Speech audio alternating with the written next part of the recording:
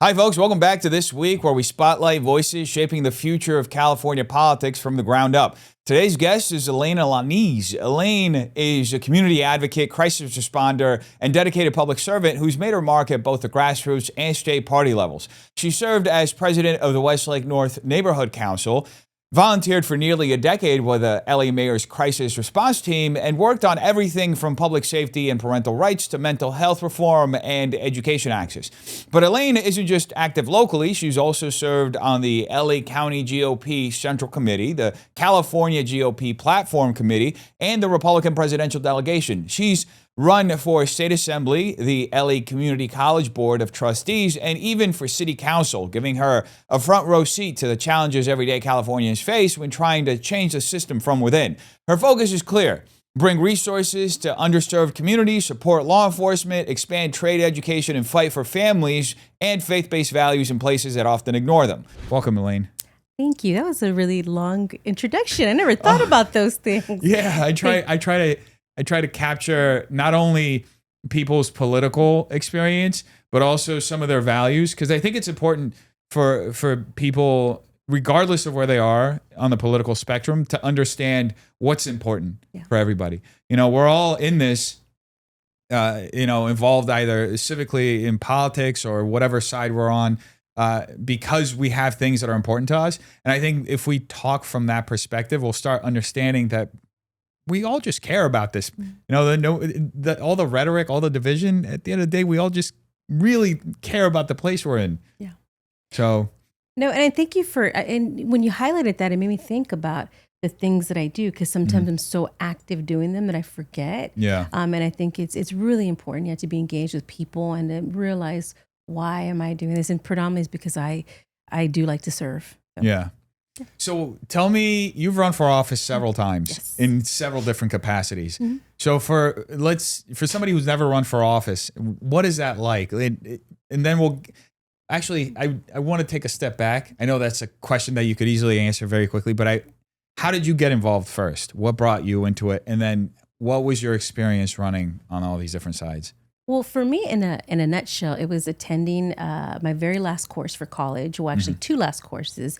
I had to take a political science class and a communications class. They were both really socialists. Mm-hmm. I was sitting there in class, and I'm like, why? I looked around. I'm like, why is everybody agreeing and just going with the crowd? Like, I would get up and like, guys, this doesn't sound right. Do you really think this is okay? So during that time, I remember I had befriended one of my professors. Well, both of them, actually. They were on another spectrum, but they were still, I realized that I couldn't, in my younger days in college, I'd get up and I would debate. And it got to the point where no, I'm gonna write about it. And in my papers, I'm going to debate them that way. One class I got an A, another one I got a C. But the bottom line was that challenged me to learn more about politics. I had already been involved in crisis response because, again, I wanted to serve the community that I was in. I'm in Westlake MacArthur Park. A lot of stuff is happening there. But in my studies, I remember that there was a little small portion in poli-sci where it said, if you want to be involved, start locally in your grassroots, in your neighborhood councils. Neighborhood councils have direct access to the city council people. And then you are the voice for really the people in the community, while the city council people or folks are actually doing the city council work. You're giving them the message of what's going on the ground. And I thought, well, let me do that. And I signed up somewhere for something to get information, and I forgot about it. And I thought, randomly, I got an email months later saying, hey, sign up for city council. And I said, wow, I get to be in this process to be in an election. Let's go for it. So that's how I initially got involved. Now, later on, it progressed to other things that were happening with shutdowns and stuff like that, where I really decided to up the ante and run for a city council seat. But that's how I started to get involved politically, was because of my last classes I had in school. That's so interesting. And that's almost a running theme that we have, that so many people in the process of their education, they realize that they're being indoctrinated, or that all their teachers are solely representing one perspective. And they start questioning it and thinking, wait, that's not actually representative of my reality, right? Why is like you said, why is everybody going along with this? Or they have an awakening later in life. I mean, you obviously are very much of an independent thinker, but just out of curiosity, how many people in that class do you perceive were just going along with it, or didn't really care, just want to get through the class? I think almost everyone, I think people did care. That was the thing. I think they were so influenced. Maybe one other person, because we're still in contact through social media, and she was independent herself, but she stayed quiet. I could understand. Her style was a little bit different, but almost everybody. And I'll share a quick little story. I was in my communications class, and I remember there was a woman who was not a citizen. She was from Mexico, and she was married to an American. And she was panicking because the professor was saying they're going to deport you and you have to fight for your rights. And I said, wait, can I ask you a question? Because they grouped us up. Can I ask you a question? I'm like, how long have y'all been married? Her response was 7 years. But they're going to deport me. I said, wait, pause for a second. Did you get married for papers? She said, no, we got married. We're out of high school sweethearts. And I'm like, okay, so why would they deport you? Just fill out your paperwork and pay your fees. You might have to hire an attorney to help you, but you are okay. And she's like, oh. But the thing was that they were pressuring and putting those thoughts into her mind that she's this and she's that, and because of those things, you're going to be deported, and you don't, people are going to treat you this way, and you need, different kind of help from the government. So they were very much influenced in a lot of these classes, but because that's what the professors were doing. It's so interesting, and it's so it goes to another conversation I've had with several people who sat here. Just the Democrat propaganda is usually always some kind of emotional appeal that focuses on fear. Yeah. Right. And stoking up fear, whether, they're going to deport you, they're going to take your right to abortion away, and that's what gives you freedom. Right. They're going to do the plethora of things. Right. You're going to be disenfranchised, or you're not going to be able to walk or and it's just, I think it's just so. It's just so destructive to the discourse, because it appeals to a part of the brain that you just stop thinking rationally. And that's why I think so many people in your class were just going along with it, because they're scared, right? You get scared. And us Republicans were like, we come from our appeal is more to like righteous anger, I feel like. Because we see things and we're like, that's not normal, that's not moral, that's not good. You're hurting someone, you're doing this and that. And we're like, we want to fight back or push back. Or I'm interested. When did you realize that you were more of a Republican than a Democrat? Because I'm assuming you're a Hispanic as well, Latino. I'm a fellow Latino, and it was kind of a journey for me to get to where I'm at, to the awakening I've had. Not everybody's like me. There were a lot of folks that woke up much earlier or never had to wake up because they were already, I guess, in touch with that. Well, how was your journey? Well, look, I want to start with first this. The Bible says they say what is evil is good and what is good is evil. So I want to go back to the class. All these things that they're saying, you're going to lose your right to abortion or this, that, the other. I'm like thinking all the things that they're saying are good are things that are keeping people in bondage. Yeah. They're keeping them. This is not freedom. These things that they're packaging up as beautiful and it's great and you're going to lose this if you don't stop it. Well, really, if you don't fight for it, meaning what is good, then you're going to be in bondage. It's not going to be freedom. And there's going to be more fear in that. Yeah. And I say that going back to your question, for me, like I'm originally from Texas. In Texas, I was in political. I was really young. I do remember having a friend of mine. She's a private school, Chinese. And I say that because it was odd now that in retrospect, when I think about it, I remember they had invited me to some kind of election party. A Republican president had won.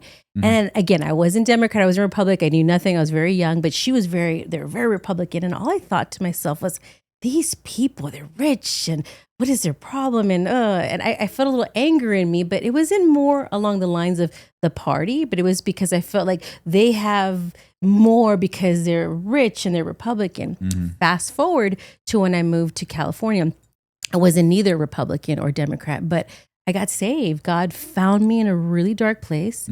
I accepted Christ. Somebody invited me to church. I accepted Christ that same day.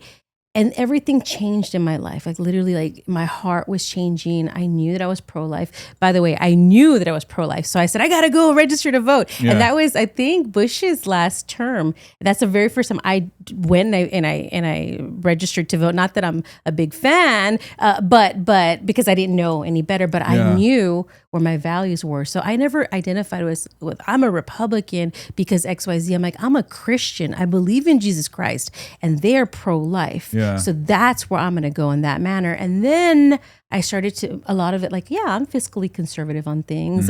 So for me, I think really it's because I live life backwards. I did the adult thing. I had to, grow up very quickly. And then as an adult, I went to school. And I think that's why I had different kind of critical thinking skills. But it reverts back to my faith. I identified as a Republican because my faith was first. And that's what worries me about the party. If you start to take the elements out of faith, then you're going to lose me because I'm only with you because you were with Jesus. Now I don't know where you're going. Yeah. And we're going to get to that. I do want to touch on the faith aspect because I do think that once you put your faith first, everything else kind of falls in line and you get clarity on everything, right? Yes. And I think I see this discussion a lot on social media that people will say that Jesus was a communist or a socialist, and they'll try to associate him with the left just purely because the left has bastardized what empathy is, right? They've basically weaponized it. And, I found myself, I've always been Christian. And it's, in my early 20s, I had a moment where I kind of strayed away a little bit, but I came back and I even worked for the church later in life. And even during that moment, I was still, I voted for Obama because I believed like, oh, this is, he's a nice, empathetic man. He wants to give everybody health care. Like I need health care too. And that's such an empathetic thing to give universal health care. You're going to take care of everybody. And, you're kind of inverting the what Christian values are, right? It's like a subversion of it. And, even thinking back on it, like the way, because my change to a stance as far as becoming pro-life, I think was like around 2017 or 2018. And it largely happened because I started listening to Ben Shapiro and his logic around it, right? Up until then, I was kind of justifying it in my head. I noticed the cognitive dissonance, but I was kind of justifying it in my head of like, it's a woman's right to choose. It's this and that. And I'm just thinking, like you said, once you strip faith out of the conversation, the values can completely go sideways. And all of a sudden you're kind of just co-opting this concept for something that is not representative of faith, right? So that being said, I think this brings us to the larger conversation, something we were talking before we even got on, as far as the platform, right? So tell us a little bit about your involvement with the current or the changes that have been happening with the Republican platform. Okay. But I want you to take it back to pro-life if you have a moment later on. Because Yes. I really want to touch Well, let's do that then first. Okay. So for me, the reason why, and I'm going to share this, I've shared it publicly on platforms and stuff like that. But the reason why I'm pro-life is because when I was young, I had an abortion. That wasn't my choice. It was the choice of the adults in my life. And I remember being and I even did some short films on this. And God has blessed me tremendously to heal from that, but also to be able to take men and women through recovery. There is recovery for anybody watching. There's recovery. There's post-traumatic stress syndrome that comes with it. That Planned Parenthood, nobody tells you why you're going through certain things. Some people even take their lives because they don't know what's going on. So because of my experience, again, I remember going to Planned Parenthood, and I have a film on this, and I remember asking, is this going to hurt? And then the nurse looked at me and said, don't worry, and lights out, knocked out. Little did I know that was going to affect me for the entire of my adult life until I came here, until God worked in my heart. But I will say this, that the whole pro-life thing was, again, going through the experience, seeing what comes after, because nobody tells you. There's not when you watch, when you're taking any kind of medication, and then you'll watch whoever's selling the medication, these are the side effects, they list them online, or they list them in commercials. They don't list that with abortion. So my personal experience of going through that, but then through healing and seeing God's sovereignty, His mercy, His grace, and then using me to be able to share that testimony, but not just that, so that other people could be delivered through these post-abortion classes that we have. Like I will see women come in, and I'm talking about from all walks of life, older women, pastors' wives, all kinds, people that you never could imagine would be in these things. They come out broken, and you just see the tiredness. after doing 14, 15 weeks of that healing, like we just facilitate, God takes the lead and everything else. These women come out like something I didn't see before, but not just that. God takes them to college somewhere else. God takes them to their churches. God takes them to their schools. And then they're able to do whatever their calling was before they even received the healing or acknowledged a child. So anyway, back to my thing. My initial thing is that I'm pro-life because of my testimony. I'm pro-life because I know what comes after. And for me, if I'm on a platform or I'm in a party that says, well, let's get more votes if we open up a little bit. Sometimes you have to be bold. Sometimes you have to be brave and say, you know what? It's worth losing that vote because guess what? We're standing on something that's going to affect the next generations. And for those that are believers in Jesus Christ, that you're going to be able to, when you meet the Lord, hey, well done, my good and faithful servant. But what's the point of being in a party that can't even protect the most vulnerable, the voice in the womb that can't say, help me. So the party says, hey, we're not going to help. We have to accept because we got to get a vote. What's the point? So back to your initial question. I'm sorry, I talked a lot. The things that were changing in 2022, Wait, before we get to that, sure. I thank you for sharing that. That's, I think that coming from a place of authenticity like that, it really does touch a lot of people. And what you said is something that is often not discussed. And I think is really what helps people understand the magnitude of what's being sold to them as just a medical procedure with like zero impact. I think that we need testimonies like yours, because it humanizes the process and it helps people truly understand that it's greater than just that single choice that you're making in that moment. So thank you for sharing that. No, and two more things on that. It affects men too. A lot of times my body, my choice, but some men do pay for the abortion. Some men don't want it, but it affects them too. I've met men where they're like, hey, I could have had a child and I still think about that child. So it's, and sometimes it tears. And I've heard testimony after testimony with men that are just friends that drove somebody and now they remember whatever they had for breakfast that day and they can't eat it because they're affecting, because murder, death, it's so close to home. You don't realize it's been cosmeticized, the whole the process, so that it could be packaged as like this political thing that just fits into a box and like, oh, it's either this or that. You either have it or you don't. They're going to take it away from you. So they can just, they simplified it and completely stripped it of all the reality around it. And, you only realize it truly once you go through the process. So somebody who goes through the process, so you help somebody. So, I really wish these conversations were happening more often, because I've heard, I'm a part of YR, and about a month ago, the conversation that they had a speaker. She runs this clinic in, I think, Antelope Valley. And this is one of the things that she talked about, that she was very much pro-choice. And at one point in her life, she realized, I think when she had her first child, of like, what that was, what the magnitude of that was. And now she has a clinic where she actively just, brings in women and talks to them and tries to save their life. I think she said she has like a 70%, ratio. I don't know what you call it, a 70% success rate in getting women to not go through with the process and like actually look for alternatives, which is good to hear, but it's still, it's just been so, cosmeticized and popularized and made to seem like it's something that it's not, when it's what you said. There's a life there that can't speak for, themselves.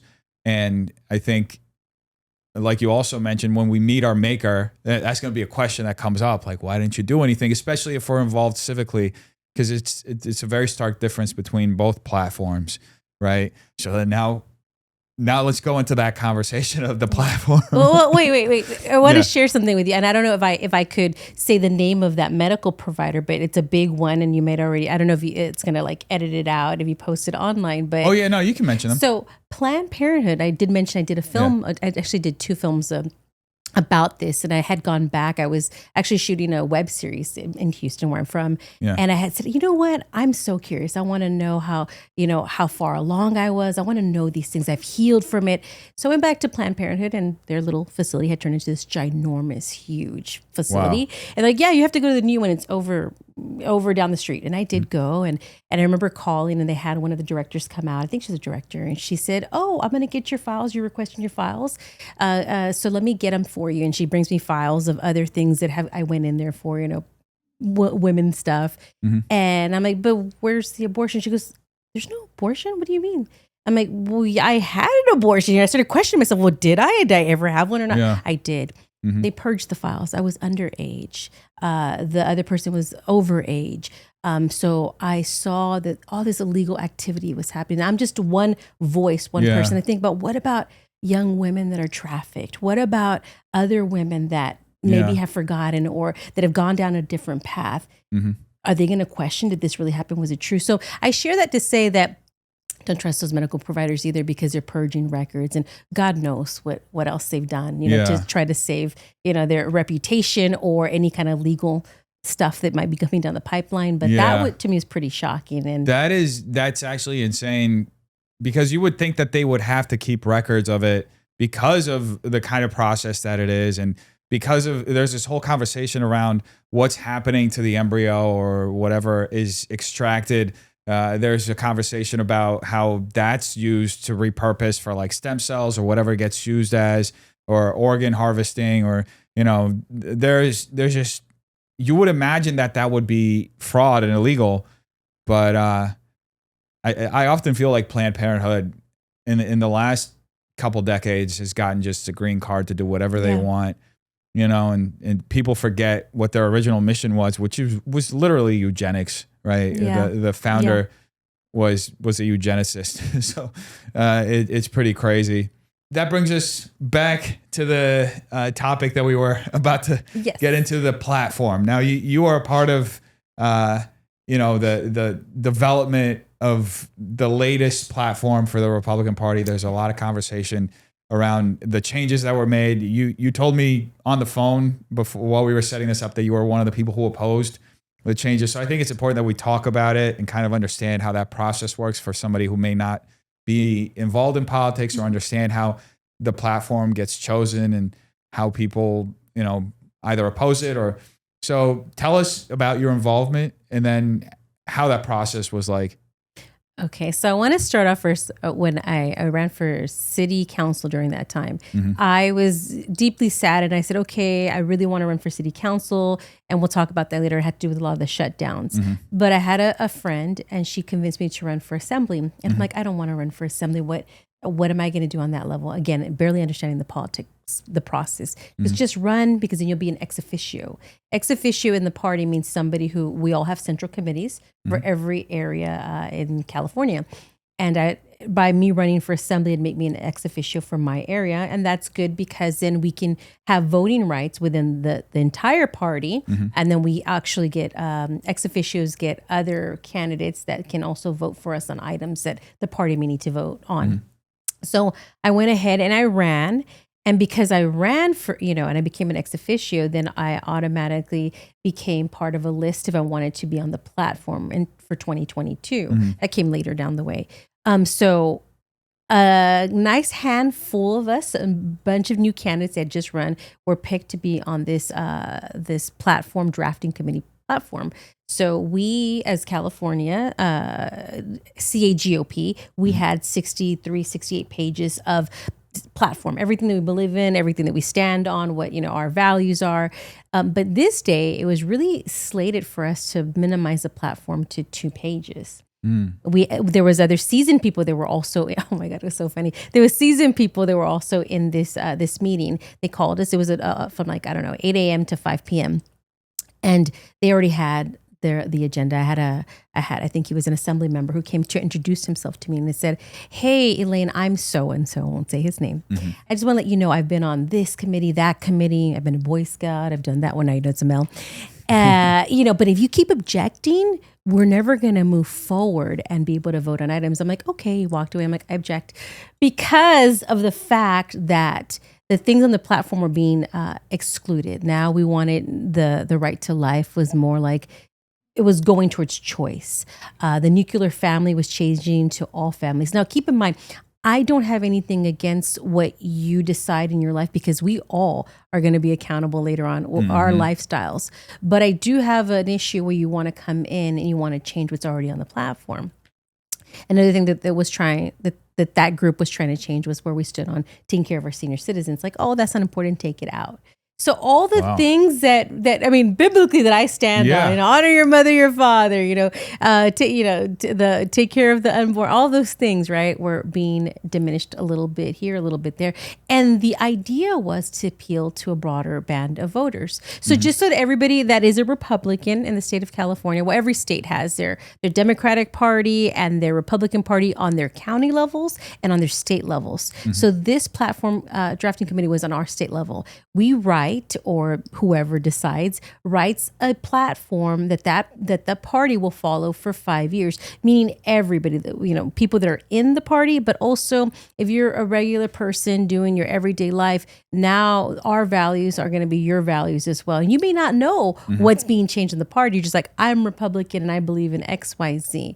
But if you don't know what has been changed, like, does that really align with your values? Yeah. So that's, and it's also, the platform also guides the way on where we will vote on propositions. So for example, let's just say now, right to life for the unborn, it becomes choice. Now, if there's a proposition that is more pro-choice, well, the entire Republican Party is going to vote yes on that item versus voting no, so that's what the platform does. And that's what was happening. They were changing it. When I say they, the people behind the scenes that brought that platform. And they did try to, I spent the whole day filibustering, me and another woman, two of us against, and unfortunately there was believers there too, but I don't think that they meant any harm. It's just, they didn't know what's going on. They brought a bunch of fresh people that were like, wait, what's going on? Everything's happening so quickly. But I think it was intentional. Yeah, it sounds like it was a little bit. Well, thank God that you did that. Thank you for doing that. Because from what I've heard, it was meant to be like a watering down of the platform. And it makes you wonder, because a big part of the Republican base are Christians. Yeah. Right? Are people who believe in God, who follow Christ. And it makes you wonder, why would... are they just trying to broaden the base? Are they like desperate to win over Democrats and win over the state? Is that what that is? So they're giving up on their principles, and principles are eternal. Like, you can't, some ideas are eternal. There's some things that are happening now that are purely a fad and are, in 10 years, when people get common sense back in their head, the same way it's kind of, the pendulum's kind of swinging back now. We're gonna look back on a lot of this stuff and be like, what were we doing? So thank you for doing that. That's I think two of the big things that I heard was the choice thing, and it was the gay marriage thing that they were trying to push through. Yes. Do you think it was primarily the heads of the party, or was this coming from like the donor class? Both. And I'll say, so we have we have the Log Cabin Republicans that have become an official charter, I think in 2022. And if I miss, and they're like the gay lobby. Yeah. And here's the thing. I think every kind of like when I think about Jesus, when he, when the Pharisees passed by and said, well, why are you, eating with the sinners? Because it's not the sick that need a doctor. I am like, hey, everybody's welcome into the party, and God will deal with all of us. But coming into a party and then changing things that align with your lifestyle is not appropriate. It would be like if I go into that party or the log cabin and say, hey, I want to be a part of this, but we're going to change all these things. That wouldn't sit well. So it's coming down the pipeline from both the upper and the donors, because they want to win seats. I understand what they're trying to do. They want to win seats, but I think that these are some people, and I'm not saying log cabins, I'm saying people that have these intentions. They don't have God guiding them. It's more about party, and we have to win. And I think also, I think that the rift is a little bit, those guys are less socially conservative, but they're more like, they want lower taxes. And that's why they identify as Republicans, because that's always been a part of the Republican platform. Smaller government, lower taxes, that kind of libertarian way of looking at government with the social conservative side, which is, the Christian side. There's always been that balance, which ironically enough, that side of the libertarian ideology really does relate back to Christian values too. Small government, lower taxes. I mean, it's like a big thing. You read a lot in the Bible, like the apostles weren't too much of a fan of like the tax collectors, Yep. Yeah, it's interesting to see at the same time. I'm kind of relieved that I assume that a lot of that didn't pass, or none of it passed. Or Well, here's the thing. And let's go back to you saying that there's a lot of people that are Christians that are in the party. So that had happened. Things did pass. However, then we went to convention a few months later in 2022, and because there was a coalition, people that said, "Wait, we can't change these values." People spoke up, and those things got vetoed at the convention. However, then other meetings started to happen aside from the convention, and they started to, again, slim here, slim there, and adopt things that not everybody got to vote on. So I think that's where, I think it circles back to us, I believe, our LA GOP for for Los Angeles. I believe that that's what's happening right now. Like, we're not meeting. So how can we form coalitions to stand up for the things that we do believe in? And that may not be done intentional, but I think that leadership is not looking at what the future may look like. If I think about the church. If the church is not beating, guess what? We don't have a voice. We don't have a vision. We don't know where we're going. We can now. Church is not just the building. Church is the people. Yeah. So if we're not inspiring each other, how are we going to fight these things that are going underneath the radar, that are happening, that are being changed? So to answer your question, they got changed that day. They didn't get adopted because we all spoke up about it and voted opposite. But then little by little, those things started to. So our platform is, I think, about 4 pages right now. Okay. And what does it include? What ended up being changed? Well, now I think it's not a nuclear family. It's all families. And I don't know where we're at. I think we went towards more on the choice. It doesn't say choice, but I think we're on that. Yeah. So it's basically legalese that kind of leaves it open to interpretation so that we could get more voters. And I remember that day, I was like, you might as well change the R to a D. What are we standing on if we don't look any different than our opposition? And do you think some of that influence is coming in federally? Because, like I love Trump. I think he's great. But, he was a Democrat before. He has broader appeal than, he's not necessarily your traditional Republican. Do you think that came a little bit from the federal, or did I've heard it where it was the other way around, where the changes that were made in California actually inspired the change for the national platform? I believe so. Well, it's not funny. This is the interesting part.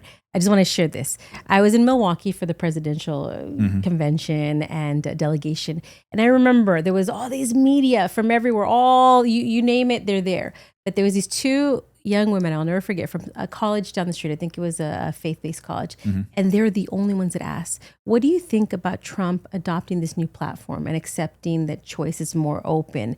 And I said, wow, you all, out of all these people, asked the most important question, and you are college students. So to answer your question, I do believe that we had a very large voice and say here in California, and that went to his ears. Now, again, that's just speculation. It could be anything. It could be across the board, because that's what he was being grilled on a lot. They were like, well, where do you stand on abortion? Where do you stand on it? He'd always say, my personal beliefs are my personal beliefs, but this is where we're going to go, for the law. I noticed that. I think what he was quoting during the campaign, he was like taking the same stance as Reagan, right? He was, you know what? Yeah. He was like saying something like that. Like I forget what it was, but he said it like 2 or 3 times. I heard him say it when he was asked that. He was like, well, I'm taking the same stance as Reagan, which was interesting to hear.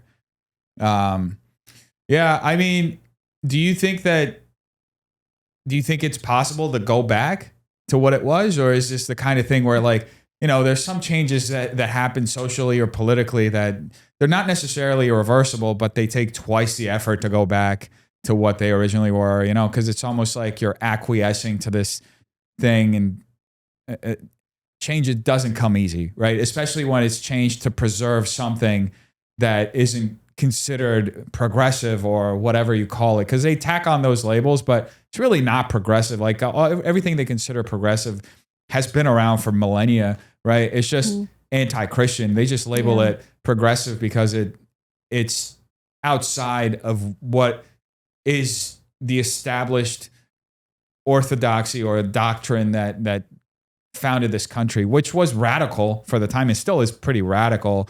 The idea that God gives you freedom and the Constitution is going to protect you from the government impeding on those freedoms, right? And we're essentially walking back. It's ironic. It's another euphemism.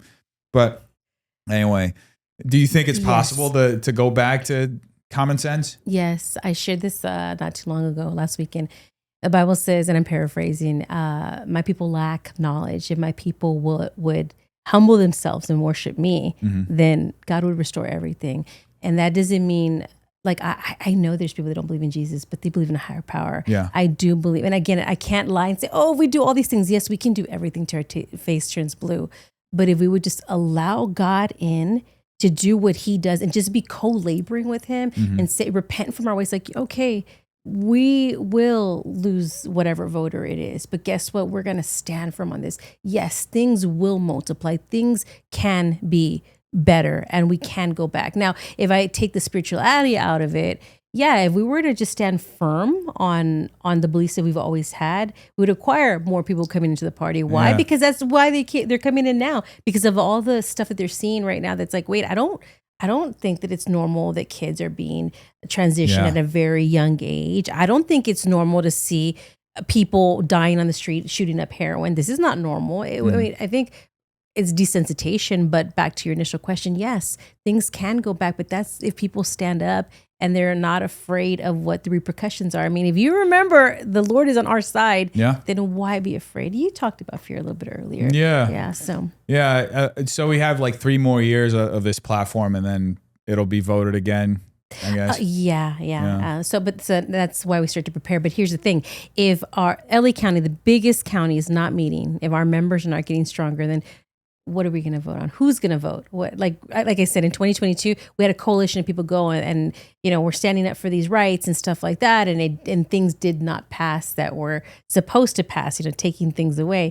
What's going to happen in 3 more years when we're not meeting, we're not being strong, we're not standing on any values? People forget, they lose momentum. They don't, let me go back to the shutdowns really quick.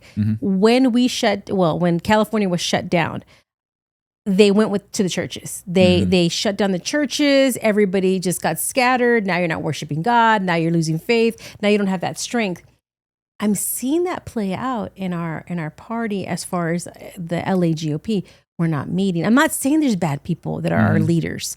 Maybe right now that they're focused on other things. I know we talked about where you mentioned a little bit voter registration. I absolutely think that that's important. But what's voter registration in I'll say districts like mine? I'm in 54. There's 55.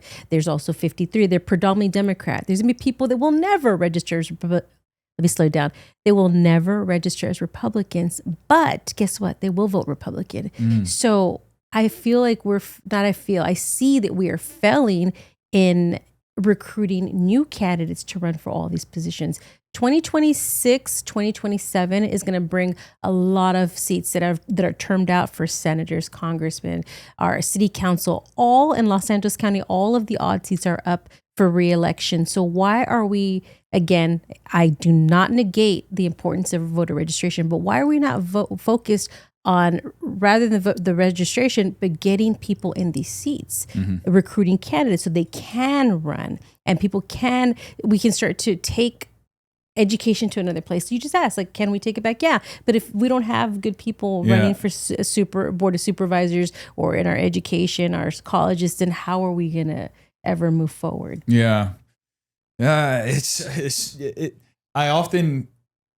is such a big state. And I think that often that kind of works against us a little bit.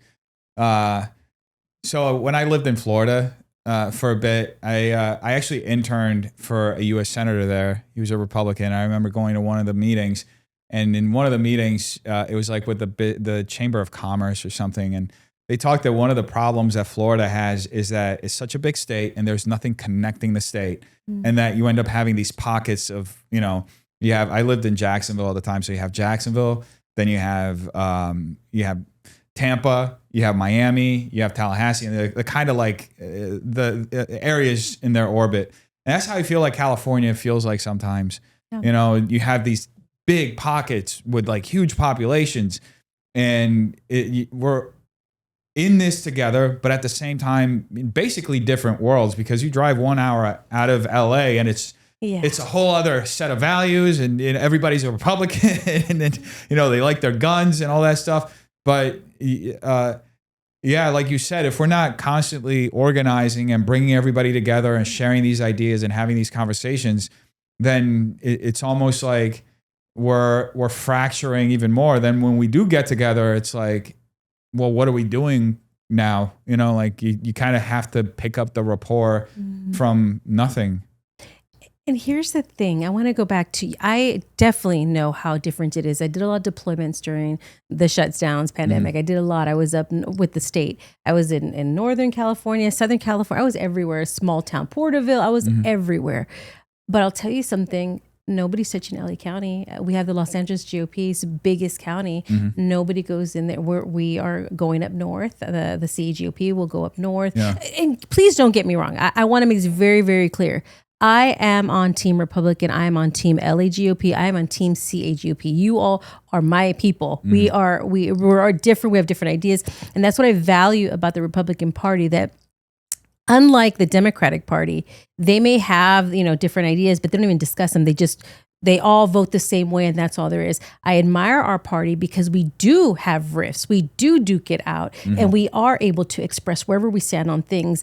And then again, it's a tug of war within. So that's what I admire about the party, that we're not like, we're all voting this way and that's what it is. Yeah. So that's the freedom about our party, right? So don't get me wrong. But I think we're dropping the ball on not focusing on LA County. LA County is so big. If we were to start winning seats in LA County, that would trickle off. We already know that we're good in parts, Northern California, some deep down South parts. But if we were to organize, it'd be a little bit different. So you think Los Angeles, they're not, because I've heard this too, as far as the national party not touching California, and it's almost like they kind of don't touch it because they assume it's like a lost cause a little bit. Do you think LA is similar?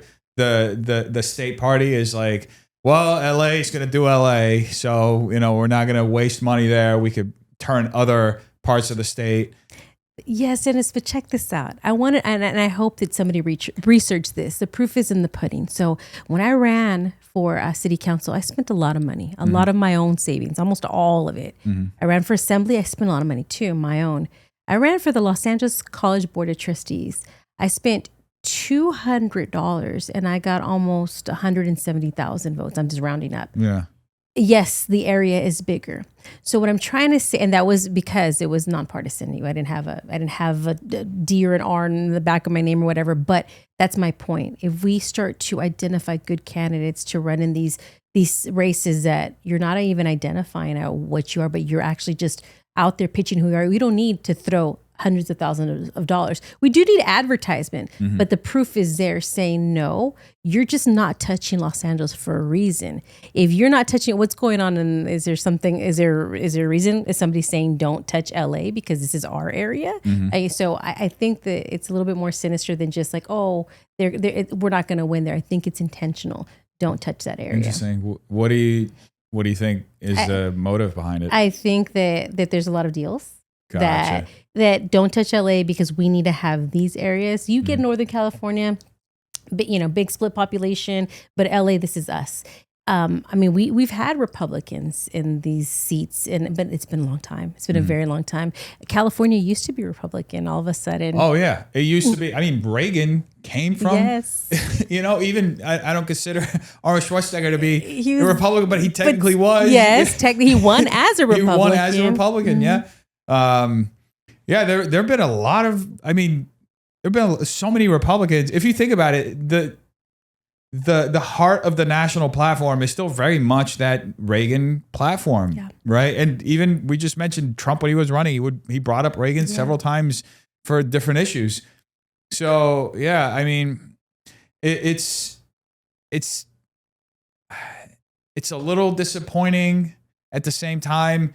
I think I don't know. I like a challenge, Yes. and it does feel like it's an uphill challenge. But I do believe that the state, there's the momentum for the state to turn red within the next 6 years. We'll know for sure within the next 2 because there's so much goodwill right now with the Republicans. Just everything the Democrats stand for, it's all 80-20 issues, and they're on the 20 side. Yeah. And No, go ahead. yeah, I think all their politicians are super unpopular. You have Adam Schiff. Like, I don't understand how he keeps winning elections. Most people I know. The media.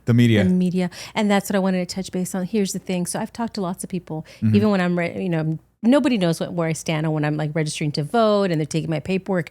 And they will boast about, oh, Newsom did this and did that. And I know for us that really know what's going on and we've been involved for a long time, people in the party were like, what? That doesn't even make sense. But when I talk to the general public in my community, they are in awe. Like they're so great, these politicians. The media is specifically CNN en Español for the Latinos. They love to watch that. I had a young girl, about 9 years old, when I was talking to somebody in the community and we're talking about Trump, and she says, I hate Trump, and goes off on a tangent. I'm like, well, why do you hate this person? You're 9. She was, because my mom, she watches CNN and they talk about Trump and he's terrible and this and that, the other. So my point is the media does a lot. And the heavy lifting for them. Yeah, a lot. So we really have to work on that. Thank God for podcasts like yours and others that now other people are saying, no, I need to get different sources of news because I don't trust the media. Is that how you think we break through because that's one of the things like that it's a common theme within the Latino community that you feel like you have to be a Democrat, or it's assumed that you should be a Democrat because they have all these policies that are supposedly pro-immigration and all this stuff, which honestly, I don't think it helps anybody. It hurts all the people who are coming here legally and going through the process. But how can we turn that narrative around? Because and I'm sorry to interrupt, I know you want to go straight into it, but I think it's something I've talked about with other Latinos in the party, but the Republican platform before it changed, I think was very much beat to beat with Latinos and our values. Small business owners, we're Christians, pro-life, all that stuff is very much how like the Latino value. If you went through like a little scorecard, I think we would like 95% of it would be like with the Republican Party. So how do you think we can, turn that around? Education. That means, and then I say they lack the education. And not saying people are not smart. I'm saying going to biblical standards, you lack that knowledge. It's our fault. Why are we not going into the districts that are Democrat? Like, I understand what you said, and I agree with you. I'm going to go back a little bit. I remember during 2021, 22, they were saying the red wave. And people were so upset, like, it didn't happen. I'm like, yeah, it did. Little increments happened. Mm-hmm. And then 2024 came, bigger increments happened. But now we have 26, 27 coming, and I feel like we're going to lose momentum because what happens when we no longer have Trump? Mm-hmm. What happens right now? The base is not GOP base. They're a MAGA Trump base. Yeah. MAGA. And that's why they're all. So what happens? Like, we can potentially lose that momentum or that excitement if we don't get busy right now. We're going to drop the ball. Mm-hmm. Back to your question, education. We should be going into these communities, not just registering to vote, because I guarantee you many will not register to vote as a Republican, mm-hmm. but by showing side by side, this is what we believe in, or this is what so-and-so voted on. Giving them that education. What does the party stand for? Okay, with the platform that was changed, do you want to introduce that to the population now? Like, oh, we don't stand on pro-life anymore. We're pro-choice or open. You have to be very strategic. Yeah. The irony is that even with the change, like the people that they're trying to appeal to would never vote Republican to begin. They're not the people who are going to switch over. Exactly. They're like I hate to use a stereotype, but it's the first thing that comes to mind. They're like the blue-haired, feminists who just screams at the top of their lungs at every rally that you see. It's the people who are firebombing Tesla dealerships. Those people are not going to vote Republican. Yeah. All that being said, I think I do want to talk about your experience running because you've ran for so many different kinds of positions in government. I kind of want to get a little bit of your experience in each one: city council, assembly member, and neighborhood council. I'm actually running for the North Hollywood neighborhood council right now. Really? Yeah. What? Okay, that's exciting. It's all socialist Democrats running. It's okay. I'm going to talk about that. Yeah, I'm glad that you. Please tell me about your run.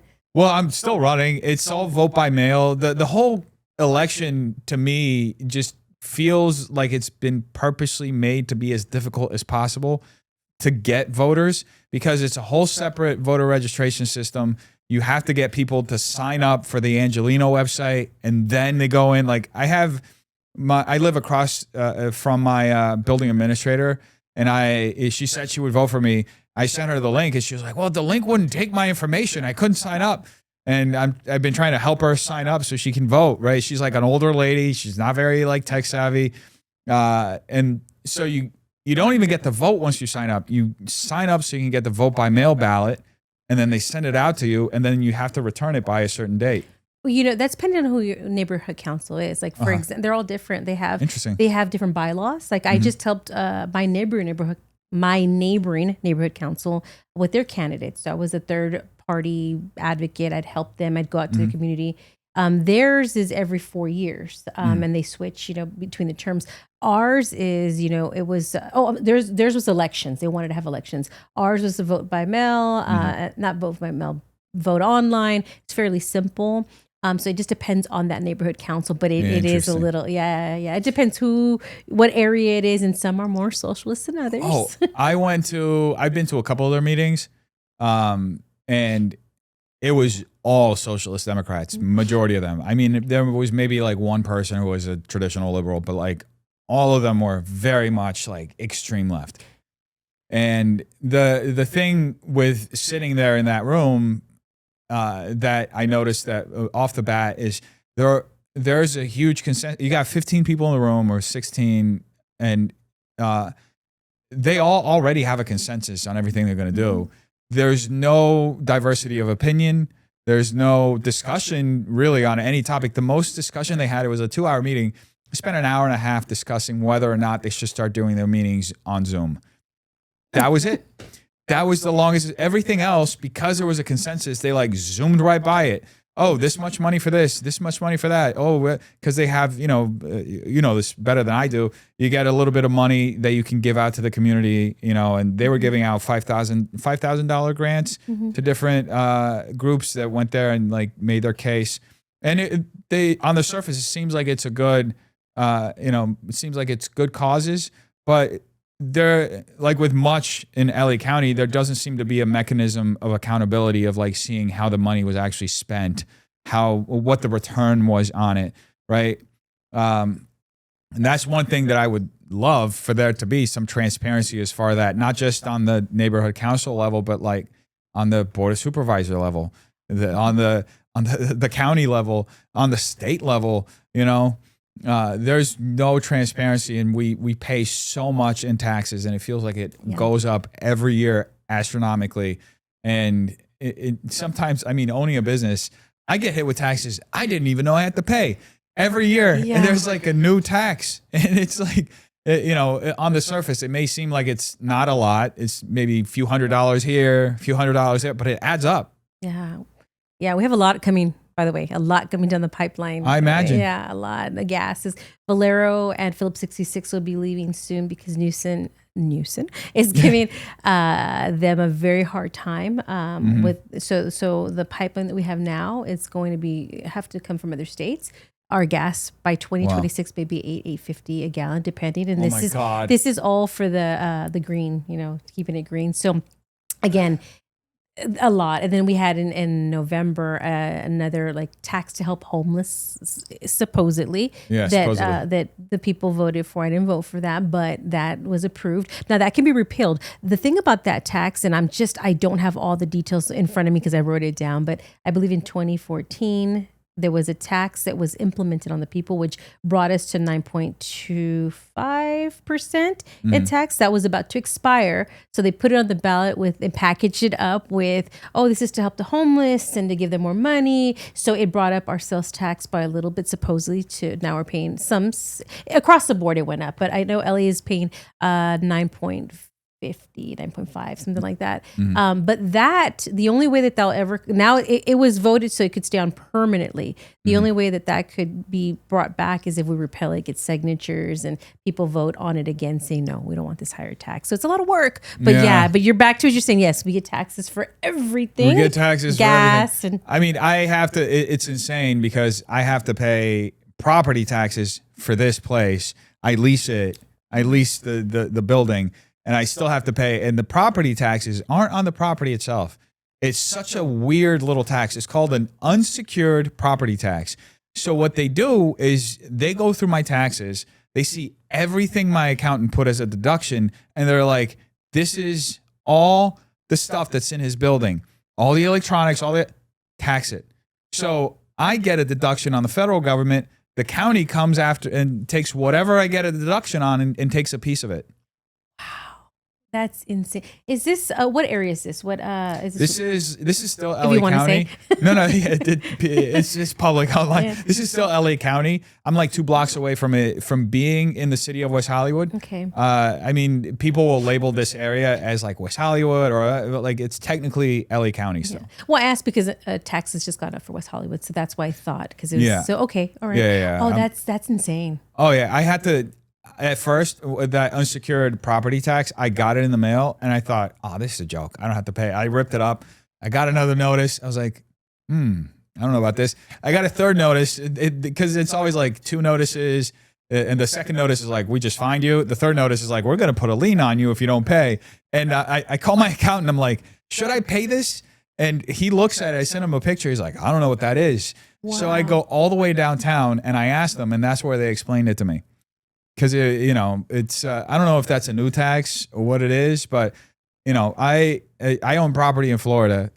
I don't pay any taxes on it. Yeah. They give me money back at the end of the year. I'm like, that's so beautiful. Like, that's why it's so hard. It's so hard to even become a home buyer here because you don't know what you're going to get hit back. I think recently, and I don't know if it's the same thing, but homeowners also receive something in the mail. They're getting some kind of weird tax like that. So it's so bizarre. Yeah. That's why people are leaving the state. Yeah.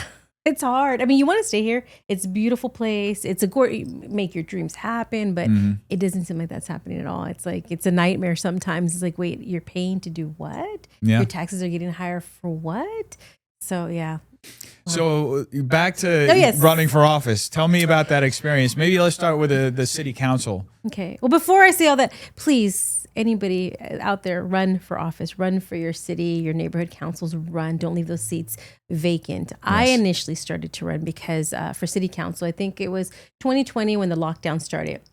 I knew something wasn't right. There comes the critical thinker, Elaine, thinking, well, first I have to say, all this stuff was happening during like Easter and they shut down and I'm not going to say that I wasn't scared for a little bit. Like, wait, what is this? What am I talked to God. I'm like, Lord, please protect me. And, that's it. But fast forward, I said, I serve a God that would never shut down Easter. That's a day to glorify him. And everything, that to me was a big cue that something was wrong. Yeah. So I said, no, I'm gonna run for city council. Well, let me even go back a little bit. I was in the process of joining the fire department. I was already in pre-backgrounds, and I saw a lot of people losing their jobs during that time. A lot of people, and they were scared, and a lot of people were taking vaccines because they were forced. It wasn't a choice for them. They had a mandate. Yes, it was a mandate. You have to do it. Even going to I remember the silliest thing. I went to go eat at a restaurant. I won't name the restaurant, but it was in downtown, and it was super cold outside. It was raining. And they're like, well, you have to sit outside if you don't have a vaccine card. I'm like, ma'am, you do know that I could probably catch pneumonia sitting outside than to be inside. I'll probably get more sick. No, you have to have a card. I said, no, I'm not going to do this. So I remember those city council members, they were pushing that. I saw it on the news, and they were very instrumental to a lot of people losing their businesses, people getting sick. I didn't like that. So I said, I'm going to run for city council. And the thing about it is that I didn't know anything about anything. I just knew what was going on wasn't right. And as I mentioned a little bit earlier, during that time, I think And I think a friend of mine said you need to run for assembly if you don't push through the primaries, which I didn't. Somebody jumped in, and let me tell you something. People watch these races. We're dropping the ball, not watching them, because every time I put my name in a certain race, there's nobody challenging, and then voila. Once my name goes on there, all of a sudden there's a challenger from the other side. So you guys, please run, because people do watch these races. We may not think it's important because it's so hard here. No, but there are people that are dedicated to watching these races. They probably get paid to make sure that people don't win in these seats. So please run. And I think, just to add to that, I think that just overall, whenever I see the breakdown of who's running, it's usually 2 or 3 Democrats and 1 Republican. If you just have 1 extra Republican there, I think overall it'll normalize the idea that Republicans are a part of this. Because I think a lot of what happens in California is just people assume that everybody's a Democrat. Yeah, you're absolutely right. And I'll tell you, when I was watching the races, I saw a lot of seats that were unchallenged. So I brought in an entourage of people to go in different seats because they're good people. It wasn't for whatever. But what you said, they assumed everybody's a Democrat. Yeah. And I remember there was this one seat that I was watching. It was like, I don't know, I would say 8 Democrats running for this assembly seat, and 1 Republican jumped in. He wasn't even like hitting it hard. He came in number 3. So my point is that we're dropping the ball. We're dropping the ball. But back to that. So I ran for assembly because in my area, nobody was challenging. It was like the crown was being put on. The council member, the crown was being put on. They were just constantly getting those seats. So I decided to put my name as a write-in for assembly. And I'll tell you, like, it's amazing to be able to meet the community, to talk to people, to get out there, to actually see what's going on that side as a candidate. It's scary, I'll say that much, because you don't know, what's going to happen. You don't know how much you're going to invest. I do remember one woman told me on the other side, she said, hey, when you lose your race, because mostly everybody loses their race, you're going to be feeling so devastated, you might just go away for a little while. And I was like, I'm not going to lose. What are you talking about? And that's what it felt like. But I also remember another gentleman that was opposite of me. Like I talked to all kinds of people, and they signed my paperwork. These were socialists. We had conversations. That's my point. We have to engage the people. I don't care what you have to engage. You have to drop that stigma and engage, because they will sign your paper just to give you a chance, right? Yeah. And just to add to that, it's important to have those conversations, because you end up finding common ground with people. Absolutely. And they start understanding that we're not that different. I was just at, when I was at Glendale Community College, getting people to sign up to register to vote. We had 3 petitions that people were signing, right? One was for the refinery regulations. There was one for the ban on gas-powered tools. And the third one was the banning men and women's sports. And that one, across the board, whether people were Republican or liberals, I met several liberals that were like, nope, I'll sign that one. That's amazing. I'll sign it. So we were able to find common ground. We disagreed. We talked. We disagreed on some things. But on that issue, we were able to connect, which means that there's a possibility that if you target that voter in a certain way, they could potentially vote for a Republican depending on the race. That's right. Yeah, no, I agree with you. Yeah. And speaking that you do petitions, I would encourage you to help Mr. Carl D'Amato out. I agree. He's doing the voter ID thing. Amazing job. Yes. And he's a log cabin Republican. He's doing an amazing job. He's full force doing that. And I think he needs a lot of help. So everybody get out there, help him. So yes. So common ground. So we're in the same party, different, ideas on stuff. But, again, common ground. We're working towards the same goal. And that's amazing that you guys were out there doing that. And thank you for sharing that, because people shut down sometimes. They're like, oh no, they're socialists, or they're this or that. And you forget they're human, and some of them have been indoctrinated really, really in school or wherever it is, or, so just have those conversations. And even right now, so I am the president of my neighborhood council. I'm going to go back to the other stuff in a second. Yeah. But I've had the great opportunity to work alongside Democrats, socialists. I invite the councilwoman who I ran against. I didn't make the ballot, my name on the ballot, but I invite her to speak. She's all defund the police, all that. But at the end of the day, I am diplomatic. You're human. I'm inviting you. To my house. You sit here and I want you to be accountable to the people. That's what it is. It doesn't mean I agree with her policies. It doesn't mean that I'm, trying to win anything. It's like, I'm going to treat you with dignity, respect, and I need to hear what you have to say, and I need you to tell them what you're doing.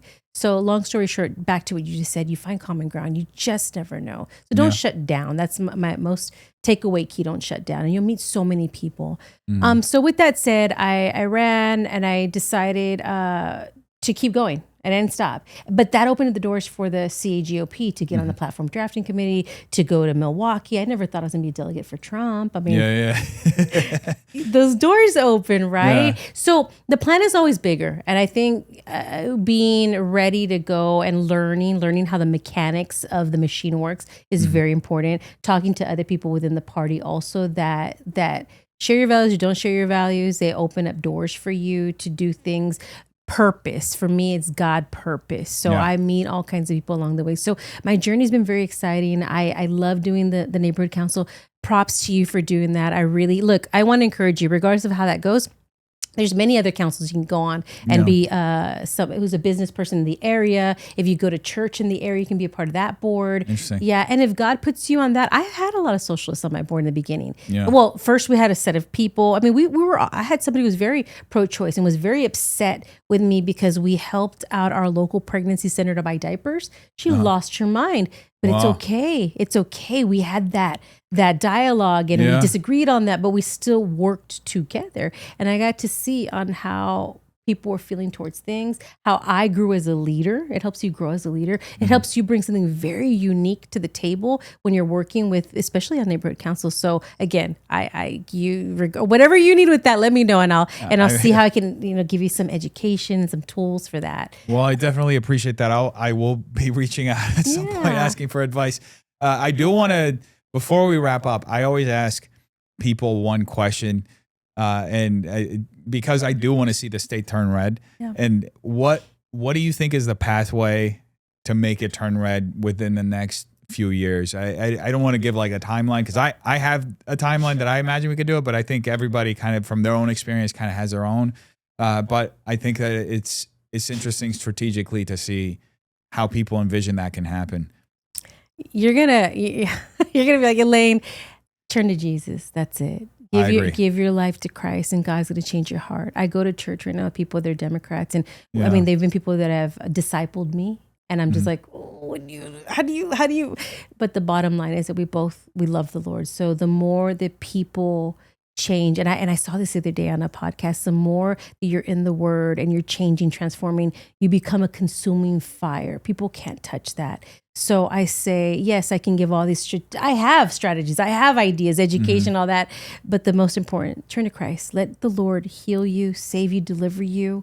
That is the most beautiful thing, because guess what? Then we'll all be in heaven together. We may not know each other, but that's the blood of Christ, right? Blood of Christ will save us. So our state can turn red. People start to change their mindset on things that are evil. And you just hit it on the nail when you're at that school, that people agreed with you in a certain way. Why? Because the moral conviction is there. So I have to just very Elaine the Christian, give it to the Lord.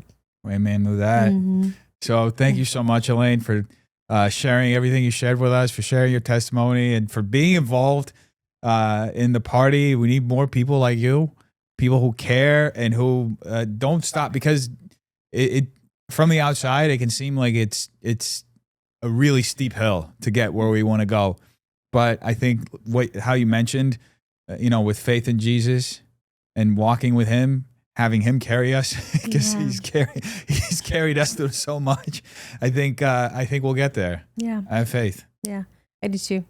So before we wrap up, if you want to plug any of your social media, if you want to look into that camera, where people can find you, your website.